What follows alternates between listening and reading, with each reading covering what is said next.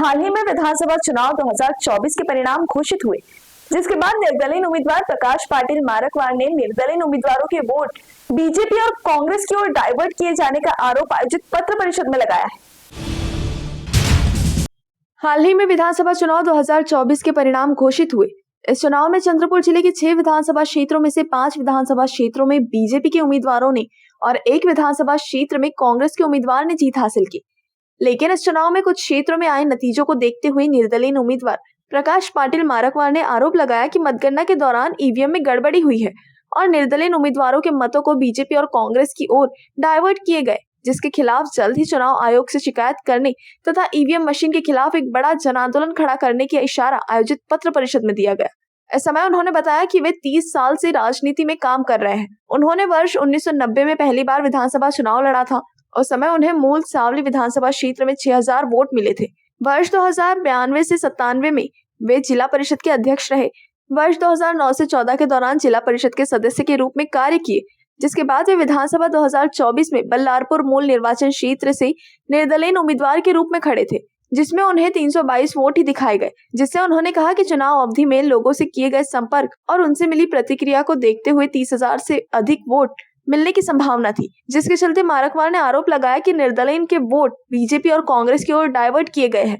इस समय उन्होंने यह भी आरोप लगाया कि वोटों की गिनती के अप्रत्याशित नतीजे के कारण 100% ईवीएम मशीनों में घोटाला हुआ है।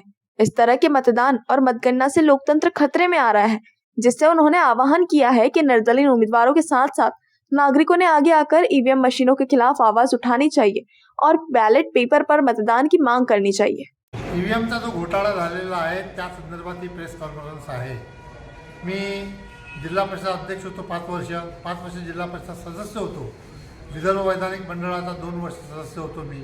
चित्रपट निर्माता आमच्यासारख्या अमित नावाचं एक चांगलं चित्रपट निर्मिती केलेली आहे। 1990 मध्ये मी विधानसभा मूल सावली या क्षेत्रातून लढलो होतो। त्यावेळेस मला 6000 मतदान मिळालं होतं आणि आता जेव्हा मी अपक्ष म्हणून निवडणूक लढवली तेव्हा मला फक्त 328 मतदान मिळालं आणि जिल्हा परिषदेला मी 3दा निवडून आलो आहे। 3दा मला चांगलं मतदान मिळालं।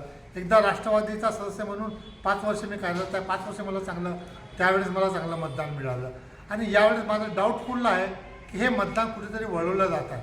म्हणून ईव्हीएम मशीनवर माझा पूर्णपणे कटाक्ष आहे की ईव्हीएम मशीनद्वारे कुठेतरी हे केलं जात आहे आणि अपक्षांचं मतदान हे दोन्ही पार्टीकडे म्हणजे काँग्रेसकडे आणि बीजेपीकडे वळवलं जात आहे, याच्याबद्दल मला पूर्णपणे मनोमन खात्री आहे। म्हणून कुठेतरी थांबलं पाहिजे। लोकशाही जर वाचवायची असेल तर आपल्याला कुठेतरी बॅलेट पेपरवर मतदान घेतलं पाहिजे।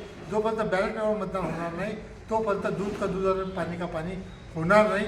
खऱ्या अर्थानं लोकशाही नांदणार नाही आणि जे लोक उभे राहतात, जे उमेदवार उभे राहतात त्यांना खऱ्या अर्थानं न्याय मिळणार नाही, ही माझी मनोमन कल्पना आहे, पुरेपूर कल्पना आहे।